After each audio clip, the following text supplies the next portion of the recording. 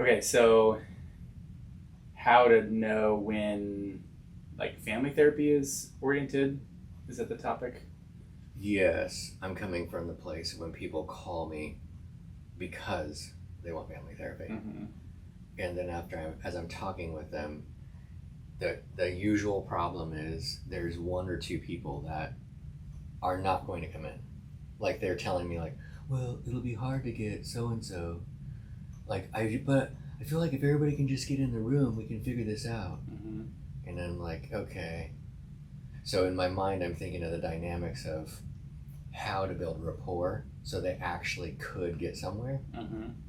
So that typically, well, not typically, that sometimes means, well, you may not be all coming in at once for a little while. Because I got to get to know the situation in order to be able To determine if it's a situation or a full-on situation. Yeah, you don't know what you don't know, man. This could be crazy. Yeah. What are we dealing with? Is this a situation or is this a situation? Right. Person comes in your mind, you're like, yep, this is a full-on situation. We need to get everybody in here. Okay. So just kind of talking through like all like how to know about that as things that people ask and pulling back that curtain. Well, the other thing too is if you end up in it, they can go inversely. I haven't ran into it a lot because of what I just said with the rapport thing, where somebody comes in and you're thinking, oh my gosh, they really need probably some time in with like they probably need their spouse and their kid in here because the problem is a parenting thing. I see, yeah. People don't necessarily know what the issue is. They just know that there's a situation happening. Right. Yeah. And it could be their own. Yeah, gotcha. Okay. You good? I'm like so freaking good, Let's do it, man. Time to do it. It's time. It's time to do it. We're going to do this thing. Start and record. Don't record that. Hey everyone, welcome to the Shrink Think podcast. We are excited to be here, and in Oregon it is a sunny day, which we are in an unusually great mood. It's the sunny day. We have not seen the sun since 1991, maybe something like that. Oh my word. It feels like it's been forever.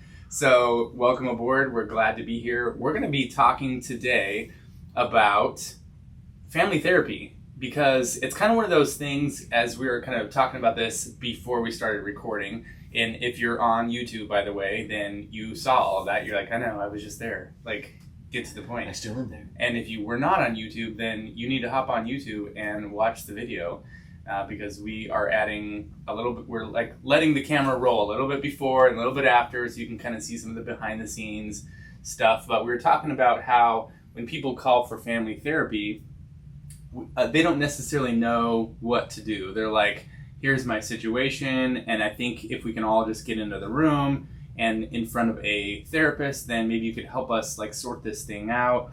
And we're like, okay, I mean, that's understandable, but like, what would you say is going on here?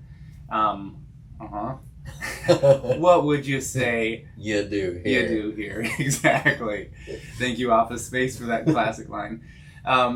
And so as we're unpacking this, we are like asking a bunch of questions, and we'll go through this in the episode here, to kind of tease out what's going on, what's the right modality for therapy. Like, is this really going to be a family therapy, or is this maybe going to be an individual, or maybe like a dyad, triad, like full-blown everybody in the room, we're going to rent a conference room kind of a situation? We're not sure.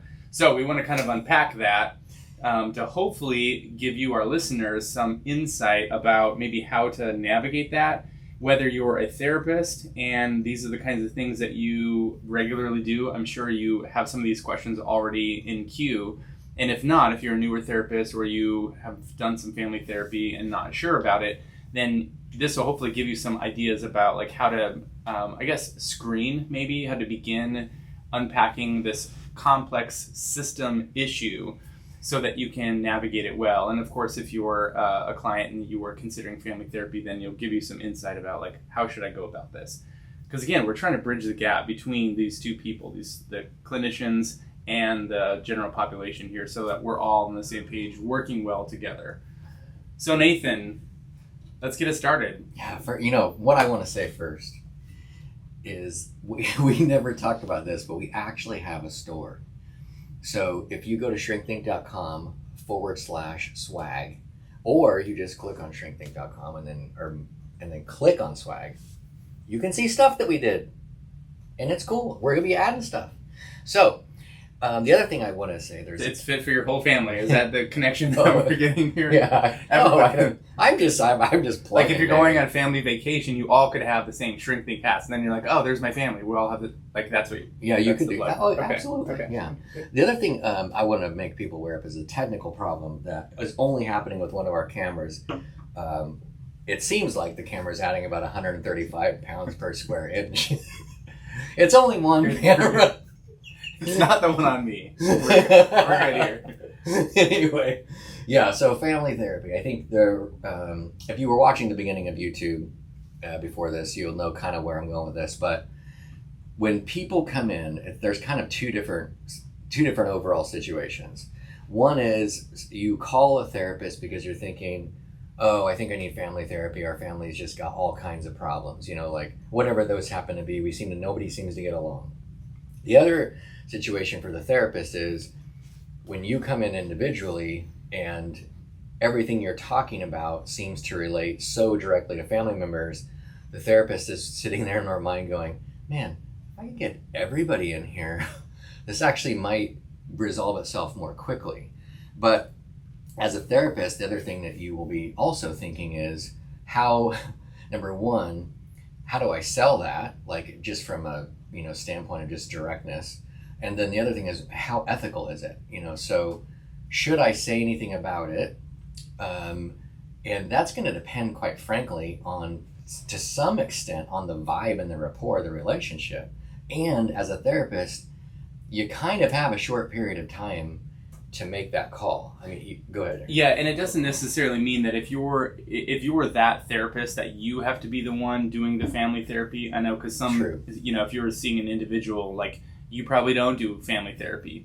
And so you need to actually sell it as like, this would be a good idea for another therapist to get involved, because I think there's a whole system thing that's happening here. Like when you're talking to this individual, you're getting the vibe that there's more going on here that I need to know, but I need everybody in the room to kind of figure out what's going on. So anyway, you don't necessarily have to be the one performing both roles. Right. Thank you for that. Yeah, I guess I'm so in my head about what I'm doing, because generally speaking, that's where I was kind of going in a way. You would need to refer if maybe you're meeting with this person, you've been meeting for months.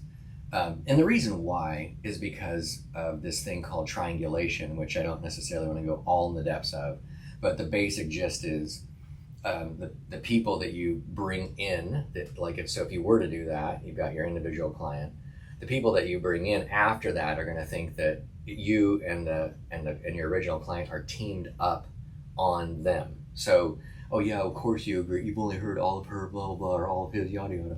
So if you are looking at this like you might need to move into that modality, and maybe you met with them once or twice, it's pretty easy to transition at that point. But the other thing is as you're going, if you having the rapport, because it's been going on now for months on the other side, and you're like, I can't do this ethically, you probably have a little bit more, for lack of a better word, authority to be able to kind of say, you really could resolve a big portion of this if you were to get into family therapy. And typically, the problem at that point is, and this is the other side of the coin, with the family folks calling in the beginning, is you'll deal with the same issue of, well, this person will never come. Whoever it is. There'll be somebody, it'll be the kid, oh, I don't want to drag him in, I don't want to have that battle.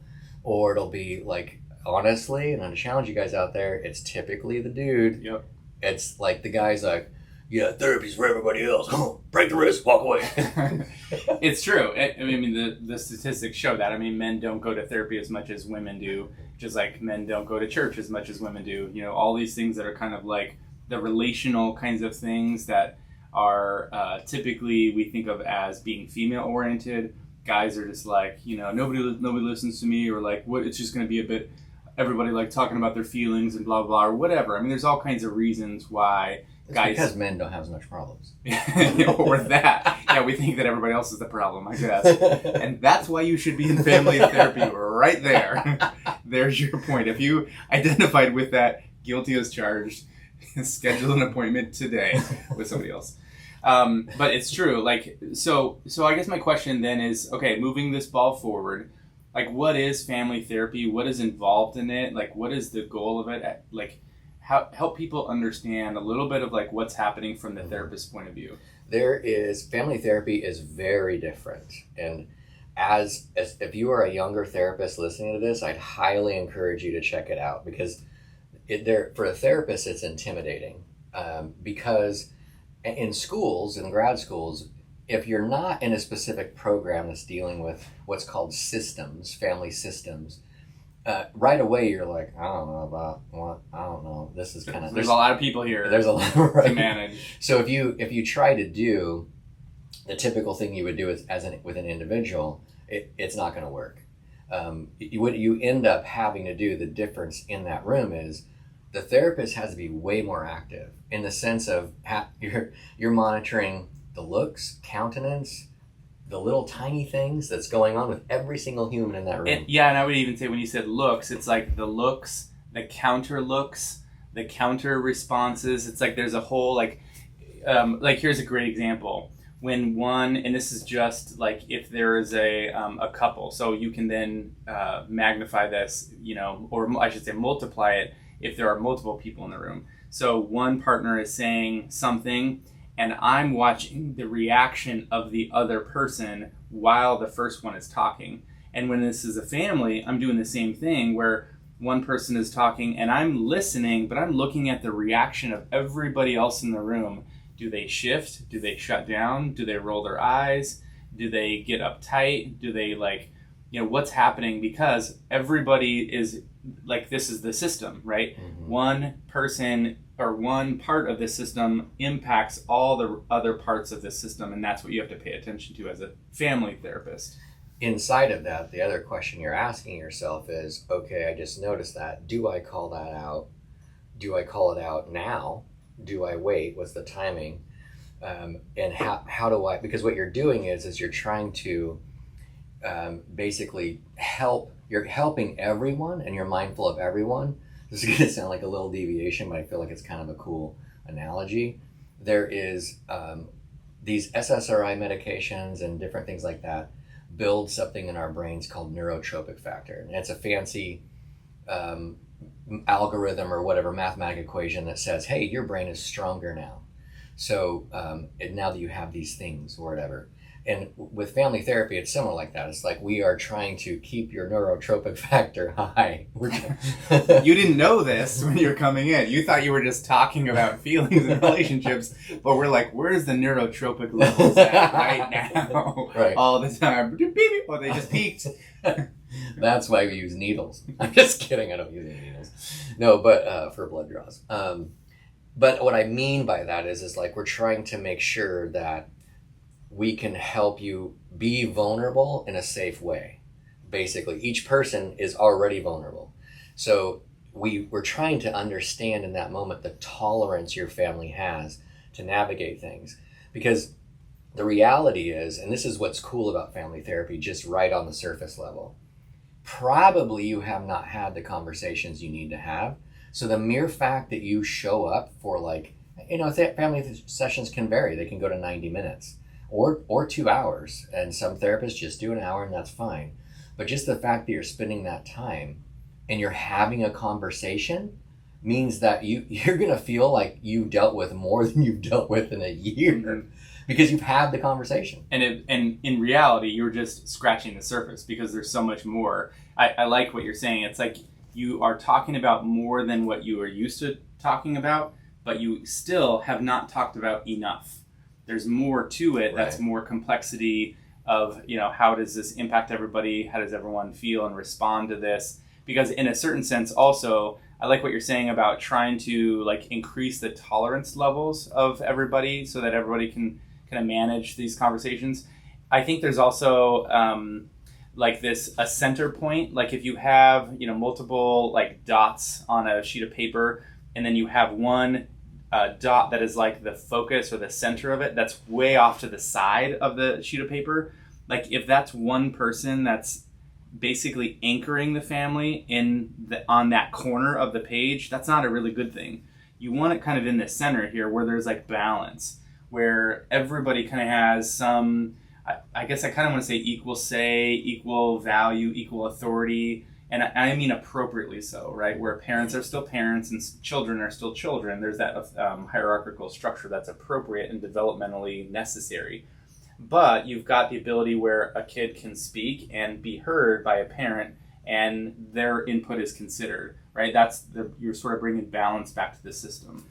Yeah, the other thing is there's usually the person who calls originally for family therapy. Let's just call that person the wife and mother, because it's just the way oftentimes, yeah. You probably, if you're the person calling, you probably are right about a few things. You're right about that it's probably going to be helpful, and you're right about some of the stuff that's actually going wrong. You're probably right about a lot of things outside of you. Right. That's right. That's kind of where I'm going.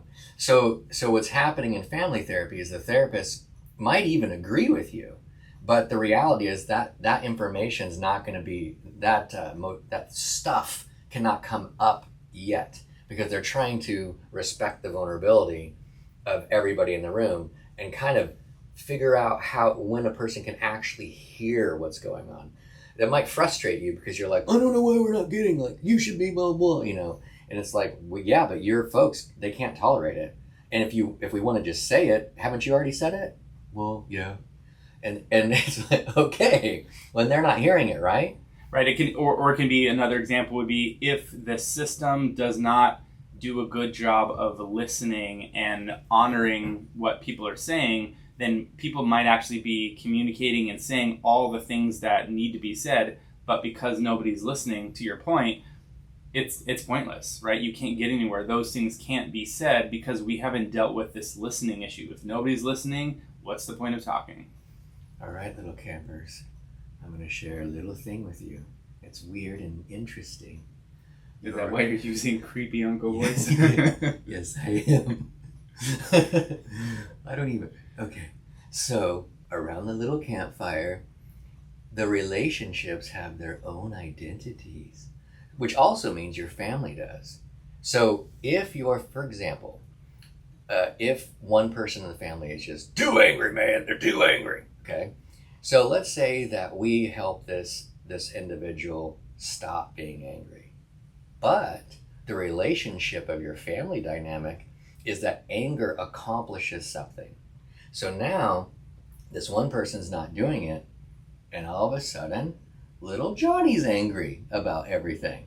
So as family systems therapists, we're trying to understand what your system is using to accomplish what you're trying to accomplish, even though it's not working, because we have to figure out something else for you to do, which, by the way, you have to tell us in a weird way. It's like making these suggestions, going, what about this? What about this?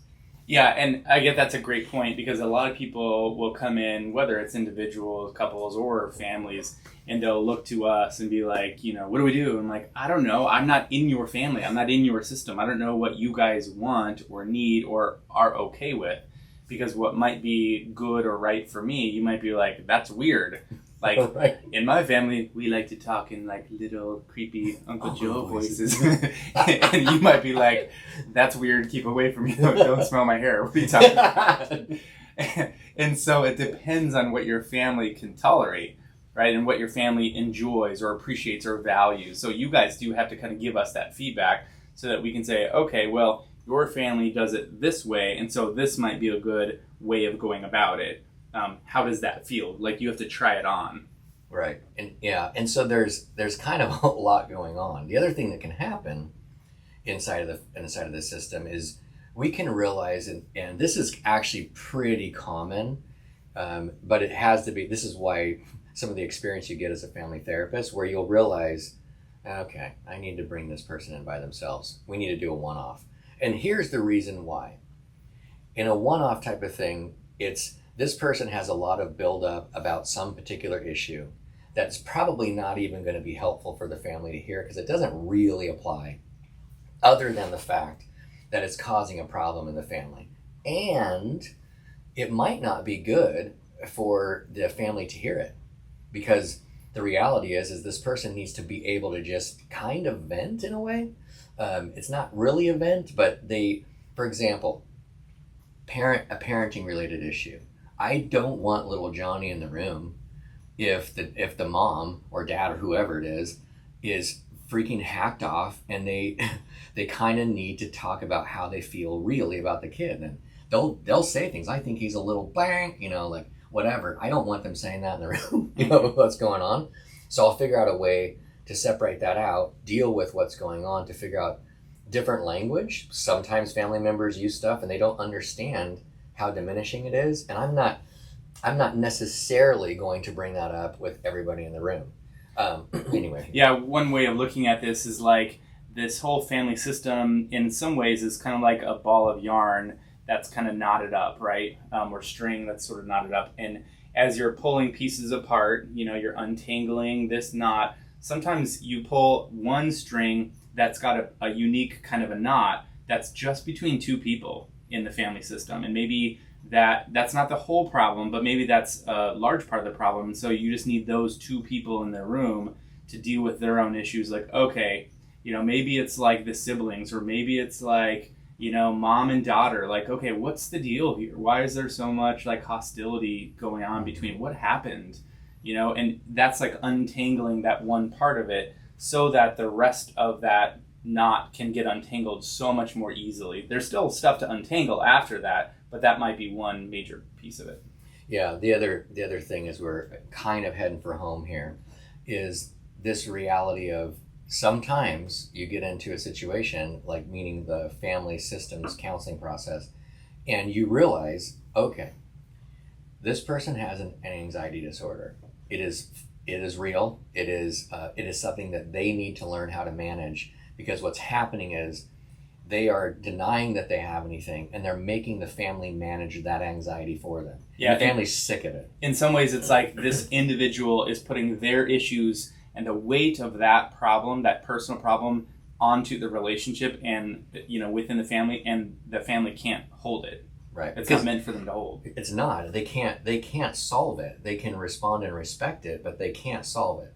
So in those situations, it's not that you necessarily will quit family therapy, but it could be because the therapist could go, look, you really need to do individual therapy with this. And that's not with the family therapist. It'll be with another therapist. And this is where I think a lot of people might say family therapy didn't work or doesn't work, or it failed, or it was unsuccessful. And that's not necessarily true. There are other issues that also needed to be addressed that those individual people or those dyads or whatever maybe didn't address, or everyone's expectations were something and it didn't go that way, and it actually ended up being a bigger problem, and we were just impatient. And we were going to need to sink our teeth into dealing with this anxiety disorder or this depression at a bigger level than we wanted to. And it didn't resolve things. And so we say, well, it failed. No, it didn't necessarily. It just revealed and exposed the problems that needed to be worked on. Yeah, I would encourage you that the reality is that remember how we started this, if you show up, you're probably getting more done than you've got done in a long time. So the failure situation may be just that you didn't get all the way to the end because you're still on your journey. So with that, for those of you who love that we end abruptly, have a great day. Because they're like, yes, I knew you finally said it. Well, you know, and you're still doing it. Like, yep. Yeah. That's just what we do. You're welcome. Deal with it. It's weird. I got 2 people in 1 week saying like, it just ends. Everything has an end, my friend. Yes, it does. And we're okay with that.